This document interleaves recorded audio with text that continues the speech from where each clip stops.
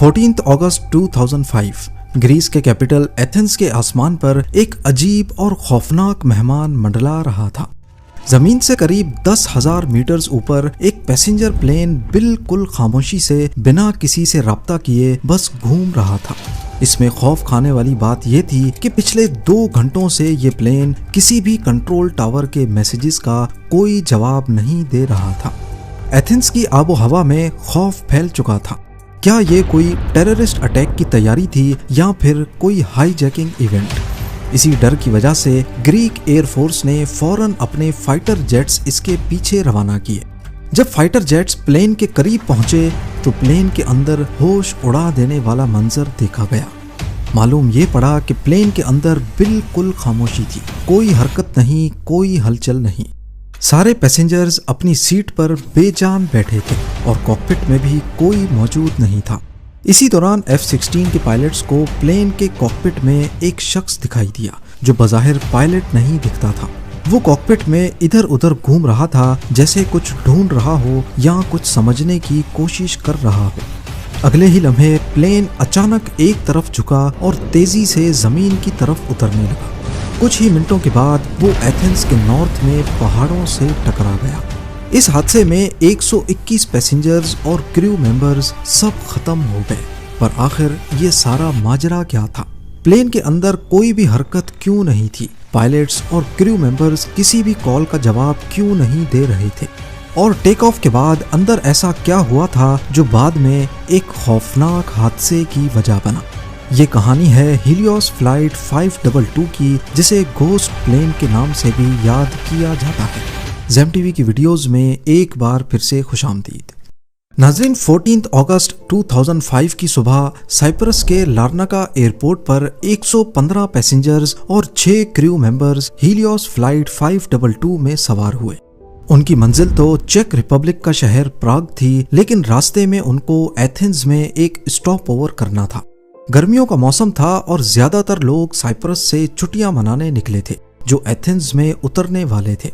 इस फ्लाइट के कैप्टन एक निहायत एक्सपीरियंस्ड शख्स थे। 59 इयर्स की एज में उनके पास 17,000 से ज्यादा फ्लाइंग आवर्स का एक्सपीरियंस था। फर्स्ट ऑफिसर भी 51 इयर्स के थे और उन्होंने भी 7,500 घंटे हवा में गुजारे थे। आमतौर पर ऐसे हादसों में क्रू की एक्सपर्टाइज पर जोर दिया जाता है, लेकिन इस केस में कहानी कुछ अलग थी। ये दोनों पायलट्स पहले भी कई फ्लाइट्स में एक साथ थे और फर्स्ट ऑफिसर ने अक्सर अपने दोस्तों और घर वालों से कैप्टन के दबाव और सख्त रवैये की शिकायत भी की थी। एयरलाइन को भी इस मसले का पहले से इल्म था। सिर्फ यही नहीं, फर्स्ट ऑफिसर के ट्रेनिंग रिकॉर्ड में भी ये बात सामने आई कि उन्हें चेक लिस्ट प्रोसीजर में परेशानी होती थी। ये एक ऐसी बात थी जो बाद में सबसे ज्यादा अहम साबित होने वाली थी। प्लेन एक 7 साल पुराना बोइंग 737-300 था। सुबह की ठंडी हवा में जहाज ने बिना किसी मसले के लार्नाका एयरपोर्ट से टेक ऑफ कर लिया। जैसे ही प्लेन 10,000 फीट से ऊपर गया, क्रू ने निकोसिया एयर ट्रैफिक कंट्रोल से राब्ता किया और कैप्टन ने 34,000 फीट की बुलंदी पर उड़ने की परमिशन मांगी, जो उनको मिल भी गई। मगर जैसे ही जहाज 12,000 फीट के एल्टीट्यूड तक पहुंचा, अचानक कॉकपिट में एक अलार्म बजना शुरू हो गया। ये अलार्म वही था जो अक्सर टेक ऑफ से पहले जमीन पर बजा करता था जब जहाज की टेक ऑफ कॉन्फ़िगरेशन में कोई मसला हो। इसी वजह से दोनों पायलट्स हैरान थे कि वो इसे हवा में क्यों सुन रहे हैं। 90 सेकंड्स के बाद कैप्टन ने अपनी एयरलाइन के ऑपरेशन सेंटर से राब्ता किया और उन्हें टेक ऑफ कॉन्फ़िगरेशन वार्निंग के बारे में बताया। उन्होंने ये भी कहा कि वेंटिलेशन कूलिंग फैन की लाइट्स बंद हैं और मजीद पूछा कि इसके सर्किट ब्रेकर्स कहाँ मौजूद हैं। जमीन पर मौजूद इंजीनियर ने जवाब दिया कि वो लाइट्स तो वैसे भी बंद ही होनी चाहिए और वो सर्किट ब्रेकर कैप्टन की सीट के पीछे मौजूद है। इंजीनियर ने जब कैप्टन से मसले की तस्दीक करने को कहा तो कैप्टन ने कहा कि वो बंद नहीं है। पायलट का ये जवाब इंजीनियर को बिल्कुल समझ नहीं आया। इसी दौरान इंजीनियर को एक बात याद आ गई। फ्लाइट से पहले इसी इंजीनियर ने जहाज के प्रेशराइजेशन सिस्टम की जांच की थी क्योंकि इस सिस्टम के कंट्रोल्स उन कंट्रोल्स के करीब ही थे जिनके बारे में कैप्टन उलझे हुए जवाब दे रहा था। इसी वजह से इंजीनियर ने कैप्टन से पूछा कि क्या प्रेशराइजेशन मोड ऑटो पर है या मैनुअल है, लेकिन कैप्टन ने इसका जवाब देने के बजाय दोबारा वही सवाल दोहराया कि सर्किट ब्रेकर्स कहाँ मौजूद हैं। इस गुफ्तगू के दौरान प्लेन के अंदर पैसेंजर्स के ऑक्सीजन मास्क नीचे गिर चुके थे। इसके थोड़ी देर के बाद हीलियोस ग्राउंड ऑपरेशंस का प्लेन से राब्ता टूट गया। देखते ही देखते जहाज 34,000 फीट्स पर पहुंच गया और अब इससे राब्ता करने की तमाम कोशिशें नाकाम दिख रही थीं। अब हीलियोस ऑपरेशंस ने निकोसिया एयर ट्रैफिक कंट्रोल से राब्ता किया और कहा कि वो फ्लाइट 522 से कांटेक्ट करने की कोशिश करें। अगले 5 मिनटों तक कंट्रोलर ने जहाज से कांटेक्ट करने की कोशिश की, लेकिन कोई जवाब नहीं आया। फिर कंट्रोलर ने फ्लाइट 522 के करीब एक दूसरे जहाज से कांटेक्ट किया और उनसे कहा कि वो फ्लाइट 522 से कांटेक्ट करने की कोशिश करें, पर यह तरीका भी नाकाम रहा। इसी दौरान फ्लाइट 522 अब ग्रीक एयर स्पेस में बिना परमिशन के दाखिल हो चुकी थी और उसने अपना फ्लाइट प्लान जारी रखा। Nicosia air traffic control tower ने फ्लाइट 522 से इमरजेंसी फ्रीक्वेंसी पर भी राब्ता करने की कोशिश की, लेकिन यहां से भी कोई जवाब नहीं आया। फिर उन्होंने ग्रीस में एथेंस एटीसी से राब्ता किया और पूछा कि क्या उनका फ्लाइट 522 से राब्ता हुआ है या नहीं, लेकिन बदकिस्मती से उनकी रेडियो कॉल्स का भी जहाज से कोई जवाब नहीं आया। अब यहाँ पर 2 पॉसिबिलिटीज थी।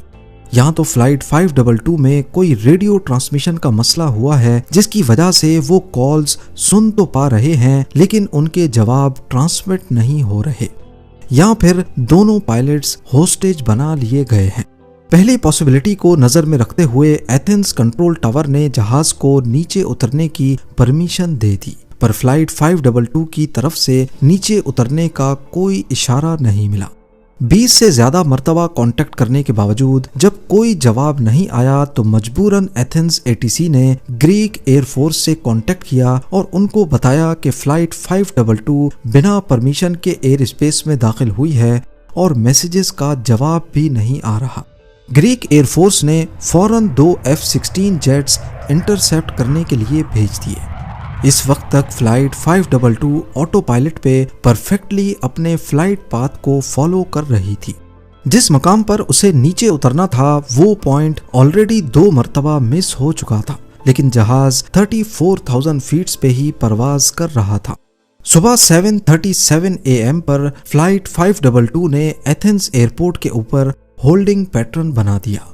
होल्डिंग पैटर्न उस पैटर्न को कहते हैं जिसमें जहाज एयरपोर्ट के ऊपर ही गोल चक्कर काट रहा होता है और परमिशन मिलते ही वो लैंडिंग अप्रोच बनाता है।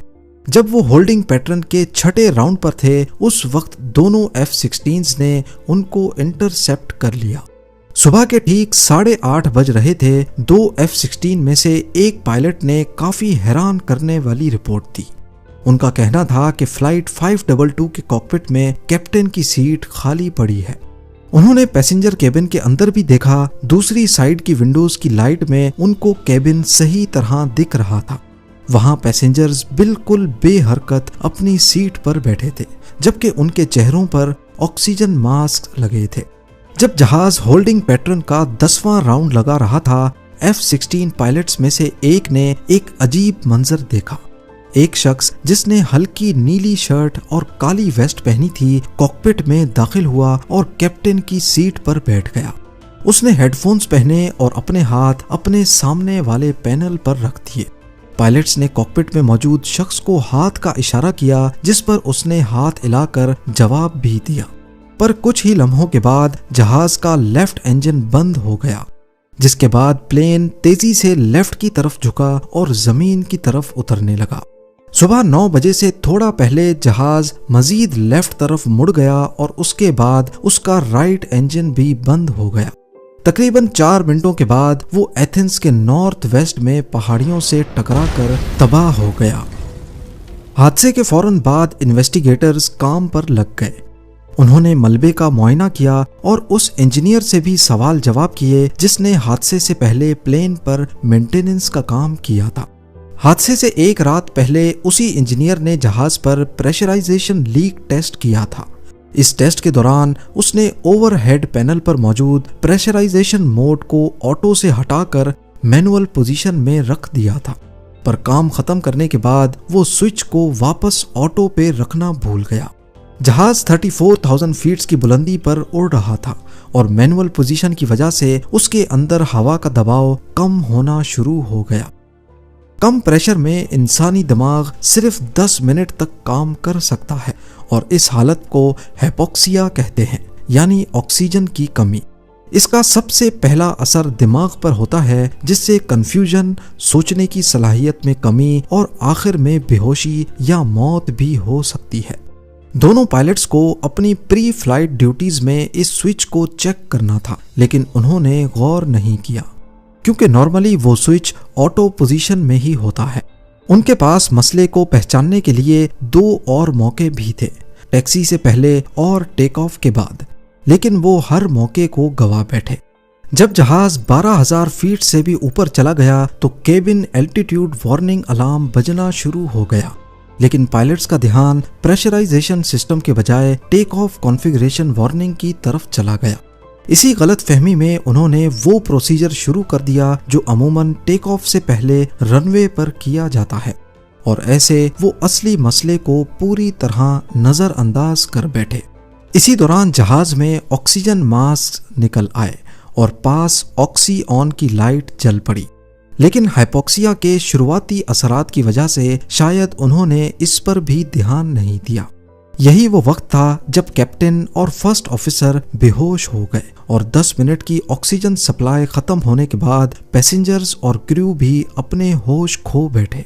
अब सवाल ये उठता है कि कॉकपिट में वो शख्स कौन था जो उनके बेहोश होने के 2 घंटे के बाद वहां पहुंचा था। तहकीकात से मालूम पड़ा कि वो फ्लाइट अटेंडेंट एंड्रियास प्रोद्रामू था, जिसके पास कमर्शियल पायलट लाइसेंस था, लेकिन वो 737 उड़ाने के लिए क्वालिफाइड नहीं था। कॉकपिट वॉइस रिकॉर्डर से पता चला कि प्रोद्रामू ने इंजन्स फेल होने के बाद मेडे कॉल्स करने की भी कोशिश की थी, लेकिन वो गलती से ट्रांसमिट बटन दबाना भूल गया।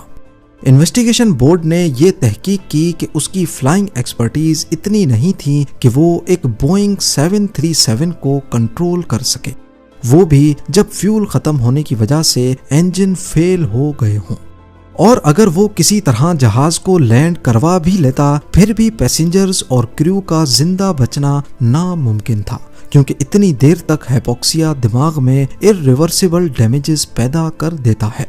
इन्वेस्टिगेशन के दौरान जहाज के मलबे में से 4 में से 3 पोर्टेबल ऑक्सीजन सिलेंडर्स इस्तेमाल शुदा हालत में मिले। इससे यह साबित हुआ कि प्रोद्रामू और शायद 2 और कैबिन क्रू मेंबर्स ने इन सिलेंडर्स को इस्तेमाल किया था, जिसकी वजह से वो बाकी मुसाफिरों और पायलट्स के मुकाबले में ज्यादा देर तक होश में रहे। हीलियोस फ्लाइट 522 के हादसे के बाद एविएशन इंडस्ट्री ने बहुत कुछ सीखा और कई नई SOPs भी बनाई गई, जिनमें बोइंग को पायलट्स की ट्रेनिंग में इजाफा करने और वार्निंग्स के फर्क को समझने की हिदायत दी गई। इन SOPs को लागू करने के बाद हीलियोस फ्लाइट 522 जैसा हादसा आज तक दोबारा नहीं हुआ।